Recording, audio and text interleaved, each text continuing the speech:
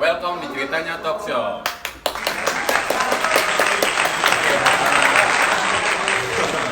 Hari ini gue bakal ngobrol-ngobrol sama teman-teman unit kegiatan mahasiswa dari Fakultas Ilmu Sosial dan Budaya, yaitu Teater Karung.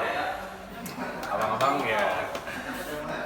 Untuk tugas perkembangan media komunikasi dengan dosen pengampu Miss Salsabila MIKOM.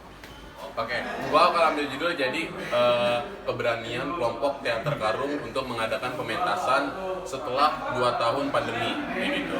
Sebelumnya perkenalkan, nama gua Zulfikri Ahmad, biasa disapa Zul. Terus di sebelah gua di sini ada aktor utama di pementasan tersebut. Boleh? Dengan nama siapa? Aldi Rusmayadi. Oke. Atau yang biasa disapa Jambrong. ya, AA Jambrong. Dan sebelah ada pimpinan produksi dari pementasan tersebut. Iya. Nama gue Rifa. Ya, ada Bang Rival sama Bang Jambrong. Jadi gini Bang, gua mau nanya-nanya sedikit banyaknya perihal gimana sih keberanian Teater Karung dengan membawakan sebuah pementasan ya offline dan bisa ditonton oleh teman-teman dari kampus dan siswa lainnya, mahasiswa maupun siswa SMA. Kayak gitu. Boleh mungkin dari Bang Rival atau Bang Jambrong dulu bisa menjelaskan latar belakang apa sih Teater Karung itu? Teater Karung. Gue dulu ya. Sweet. Arti nama Nah, Teater Karung itu dulu pada tahun 1999 dulu itu ada kelas C di sastra Indonesia. Dulu pas kelas C itu mereka seperti pengen mengeluarkan yang ada dalam hatinya gitu. Kalau misalnya mereka itu ingin berkesenian gitu. Nah, dari situ terbentuklah MCP atau Most Crazy People.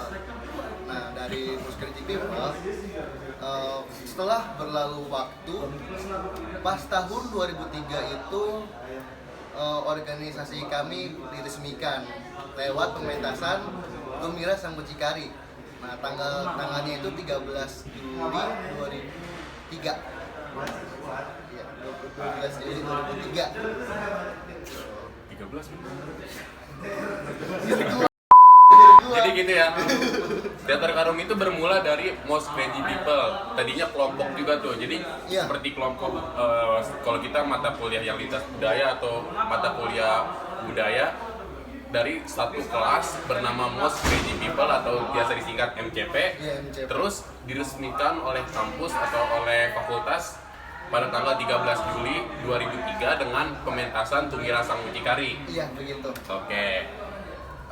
Kalau udah sampai latar belakang Teater Karung, lanjut ke ketua dulu deh. Ketua Teater Karung sekarang tuh siapa ya? Ketuanya sekarang itu namanya Juniarta Rasyad. Oke. Nah, dia itu dari broadcasting, ilmu komunikasi. Harusnya beliau ada di sini ya, cuman karena berhalangan, jadi diwakilkan dengan teman-teman kita gini, abang-abang yang ganteng-ganteng sebelah sini. Pertanyaan selanjutnya nih Bang Ripal atau Bang Jambrong ya. Ya. Kenapa sih memilih Naskah Merdeka buat dipentasin secara offline oleh Teater Karung? Boleh Bang Ripal atau Bang Jambrong? Mungkin gue dulu ya. Kenapa Teater Karung memilih Naskah Merdeka karya Putu Wijaya? Karena kan sebelum jauh sebenarnya yang bisa menjelaskan itu ada sutradara sendiri. Oke. Harusnya, tapi karena beliau tidak bisa hadir atau beralasan hadir karena sesuatu urusan, jadi mungkin menurut saya aja gitu, menurut gua aja. Nah, Oh iya boleh. kalau menurut gua kenapa Teater Karung ngambil Naskah Merdeka itu karena naskah tersebut itu adalah naskah antar waktu atau tidak habis karena waktu. Oke, tidak mengenal waktu lah ya. Maksudnya itu karena mau kapanpun dipentaskan, mau dimanapun dipentaskan itu pasti relate dengan keadaan pada saat itu. Nah begitu, itu alasan yang pertama. Alasan yang kedua itu karena mungkin sutradara kita itu melihat kalau misalnya ini apa?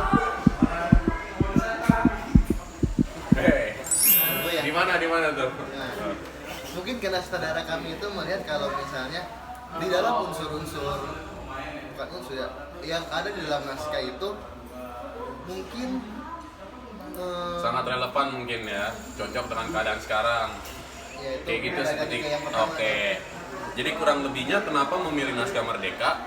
Kelompok teater Karung ini memilih naskah tersebut karena cocok dengan isu-isu yang ada dan judul Merdeka itu kan lumayan sedikit ambigu ya, kayak merdeka apa sih yang mau dibawa, tapi itu sebentar ada sesi pertanyaan lagi itu. Boleh. Oke. Lanjut nih. Nah, ini yang salah satu pertanyaan yang buat bakal kita jadi judul. Keberanian teater Karung mementaskan sebuah pementasan drama pendek Merdeka secara offline di gedung kesenian Balai Kemuning di Balai Kota Bogor. Panjangan. Oh, panjangan. Kayak gitu. Jadi lebih singkatnya, kenapa sih? Penonton tahan.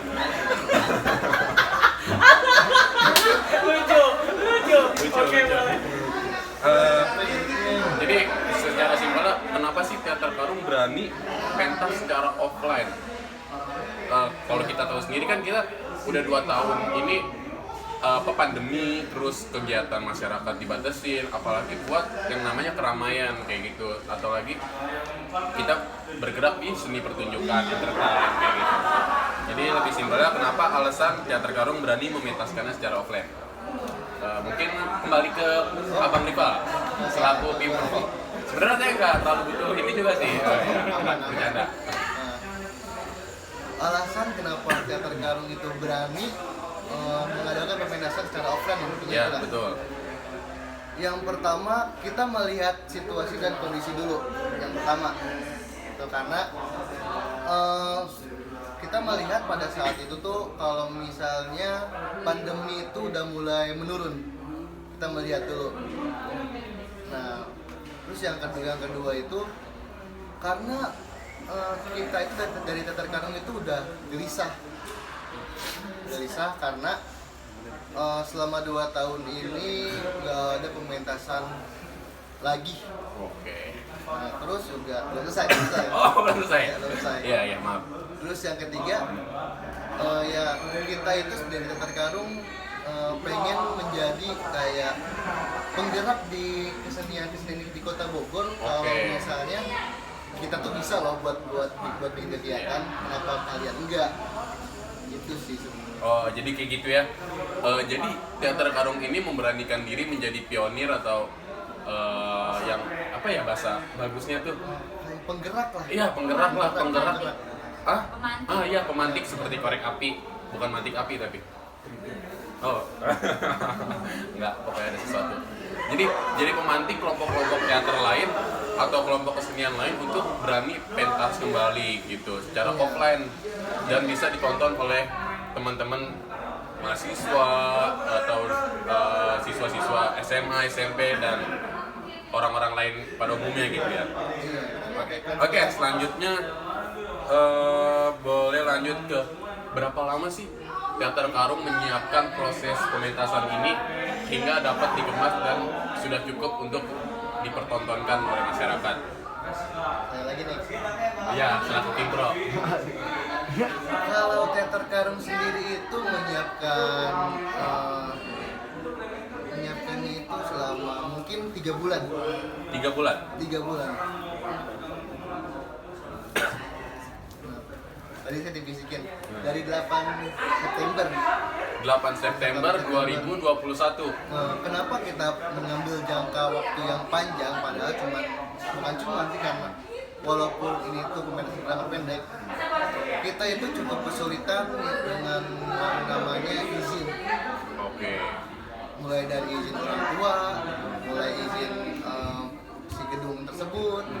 Nah, makanya kita tuh agak lama supaya dari teater Karung sendiri itu bisa yang namanya mengordinir setiap orangnya dan gedungnya gitu loh. Jadi kita Oke, berarti kurang lebih proses dari pementasan Merdeka yang dibawakan oleh teater Karung itu 4 bulan kurang lah ya, iya itulah atau 3 bulan setengah gitu. Jadi dengan 4 bulan tersebut teater Karung dapat membuat suatu kemasan pementasan yang berjudul Merdeka ini hingga dapat dipertontonkan oleh orang-orang masyarakat lainnya. Nah, saatnya kita pindah, geser mungkin tadi dari sesi produksi, dari sesi gimana ide pokok itu ada dan birokrasi lainnya yang sudah dijelaskan oleh pimpinan produksi dari Teater Karung sendiri. Selanjutnya gue mau geser nih. Geser. Oh enggak. Oh. Lanjut yang bisa dong. Ini pertanyaan khusus Abang Jambrong. FII for your information. Jadi Abang Jambrong ini salah satu pemeran utama di pementasan Merdeka. Kenapa saya tahu? Karena saya juga anak teater Karung. Iya. Nonton jangan ribut. Oke, Bang Jambrong ini salah satu aktor utama ya, yang benar-benar ujung tombak dari pementasan tersebut. Kalau boleh tahu nih, aktor utamanya itu sosiologinya apa sih, atau karakter yang dibuat itu apa sih, Bang Jambrong? Boleh? Oke.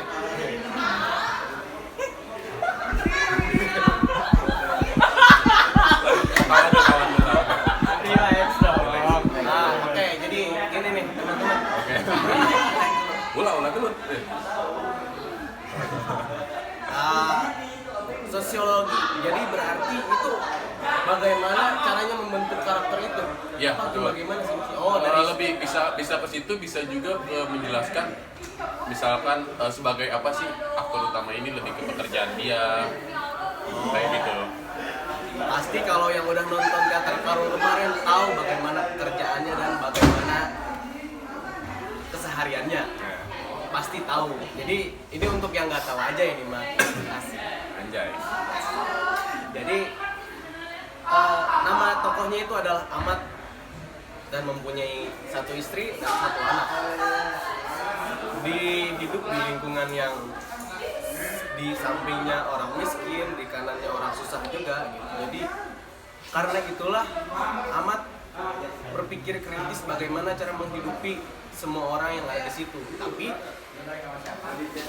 bagaimana caranya juga dia meminta kepada orang kaya untuk apa ya, kayak Robin Hood kayak gitu sih, maksudnya minta duit ke orang kaya terus dibagiin ke orang miskin, tapi pada naskah itu cuma dapetnya sedikit. Jadi mungkin itu yang menjadi mengkubu-kubu Ahmad kepada orang yang pemangku kepentingan lah khususnya gitu. Jadi itu kalau yang ada di teaternya, tapi yang ingin disampaikan oleh Ahmad sendiri mempertanyakan kepada setiap orang, apakah setiap orang itu sudah merdeka? Itu sebenarnya. Oh, seperti ini ya? Nih, seperti ini bukan? Nah, seperti itu. Oh iya. Jadi penonton sendiri juga, mungkin penonton yang di rumah ini, apakah sudah merdeka? Hah? Itu pertanyaan dalam pementasan itu sebenarnya. Jadi mempertanyakan ke semuanya, udah merdeka apa belum? Dan kenapa menurut saya relate banget ke keadaan sekarang?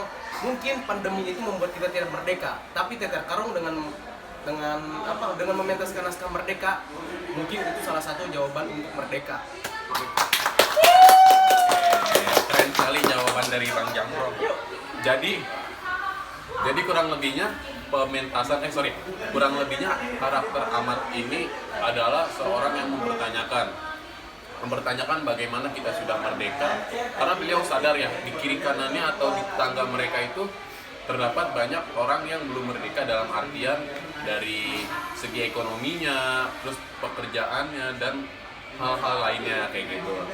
Lalu lanjut lagi nih, ini harusnya juga pertanyaan ke sutradara, cuman boleh diwakilkan oleh aktor utamanya. Merdeka apa yang ingin disampaikan oleh Teater Karung dalam drama pendek tersebut? Boleh Bang Jambrong. Merdeka itu adalah bebas. Jadi ketika merasa ketidakbebasan itu berarti bukan merdeka. Orang itu berarti belum merdeka kan. Banyak hal yang belum merdeka sih dalam semua orang juga. Jadi bagaimana seseorang memerdekakan dirinya? Itu sebenarnya. Jadi pertanyaannya aja, Jadi yang dilempar ke penonton itu adalah sebuah pertanyaan. Apakah penonton sudah merdeka? Kayak tadi yang barusan saya jawab juga. Oke, jadi Mungkin kalau misalnya ditambahin maaf ya. oh iya boleh. Maaf ya. Kalau misalnya ini saya tambahin dikit ya. Iya.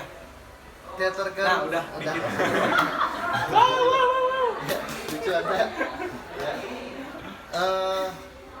Teater Karung itu sebenarnya ingin memberikan bukan biasa aja. Suka kayak gini apa? Iya. Minum dulu. Enggak, itu sedikit. Teater Karung itu ingin membuat penonton itu berpikir sebenarnya. Kan kalau dari hasil kita diskusi, sebenarnya semua orang itu sampai detik sekarang itu nggak ada yang namanya sudah merdeka. Gitu. Itu maksudnya konsepnya luas ya. Iya. Ya walaupun pada tahun 17 Agustus 1945 itu Indonesia sudah merdeka katanya, tapi di setiap orangnya sampai detik ini pun pasti belum merasakan kemerdekaan. Nah kita tuh ingin supaya orang-orang yang menonton pementasan kita itu bisa berpikir kembali apakah kita sudah merdeka. Itu sih sebenarnya. Oke, jadi kayak gitu ya. Mungkin cukup dari pertanyaan-pertanyaan tersebut. Ada pertanyaan dong? Oh enggak, sebentar. Ulasan sedikit ya. Putu Wijaya itu adalah seorang penulis naskah merdeka tersebut yang memiliki tipikal namanya teror mental. Dengan penyampaian, bahkan teater Karung pun katanya membawakannya dengan musikal-musikal yang lumayan cukup membuat kayak bulu kuduk naik gitu tuh, kayak gemeter-gemeter gitu nggak sih Bang? Itu mah lebay. Oh lebay aja ya. Kita mah iseng doang kadang. Iseng doang. Jadi kayak gitu ya. Begitu mungkin penjelasan dari ketua tim pro atau pimpinan produksi dan salah satu aktor utama di naskah merdeka tersebut. Bagaimana penjelasan dari teater Karung sendiri atau bahkan dari naskah yang telah dibawakannya sendiri, bagaimana mereka suatu kelompok unit kegiatan mahasiswa teater Karung yang dinaungi oleh Badan Eksekutif Mahasiswa Fakultas Ilmu Sosial dan Ilmu Budaya Universitas Pakuan berani mementaskan sebuah drama pendek merdeka secara offline dan 2 sesi katanya ya? 2 sesi dengan oke, mau tepuk tangan boleh. 2 sesi terus udah gitu ditonton oleh banyak juga ya, bahkan katanya sampai overload lah, cuman tetap mematuhi protokol kesehatan. Sebentar. Oh iya. Kok MC-nya tahu sih? Oh iya. Karena saya ada di situ. Di situ juga ya. Ya. Jadi kurang lebihnya seperti itu. Mungkin nanti setelah video ini akan diselipkan sedikit video-video dokumentasi dari pementasan tersebut. Oke, mungkin dari maaf dari tadi ya. Iya. Dari Abang Rival. Bang Laci dong gitu. Dari Abang Rival sama Abang Nyabro ada kata-kata terakhir Iya dong saya mati dong. sebelum sesi ini berakhir lah. Ayo. Oke, dari Rival selaku yang berani mementaskan secara tunggal dan pionir pertama kali setelah 2 tahun di era pandemi. Oke, setia. Belum. Kalau dari gua ini untuk kantong atau organisasi kesenian dulu ya. Ya. Nah, itu kalau untuk mereka jangan takut untuk melaksanakan kegiatan secara offline, karena kita juga bisa, kenapa kalian enggak gitu, daripada online terus mah nggak enak. Itu buat kesenian. Nanti ada kutipannya di bawah sini ya. Boleh di screenshot dan di share. Ya, Rival tadi berdua sama. Bisa kenapa itu? Mungkin kayak bisa disampaikan untuk kebetulan. Udah selesai. Udah satu lagi deh. Oh, satu lagi boleh. Pada gitu. Nambah billingnya nambah ya. Ya itu jangan lupa catat. Oh, ya. Boleh. Kalau untuk teman-teman yang menyaksikan, coba kalian renungkan lagi apakah kalian sudah merdeka. Itulah kita sikat. Oke. Tarik ulang ya. Boleh. Disampaikan sepatah 2 patah terakhir sebelum. Oke. Hanya orang yang merdeka yang mampu mengatakan bahwa dirinya belum merdeka.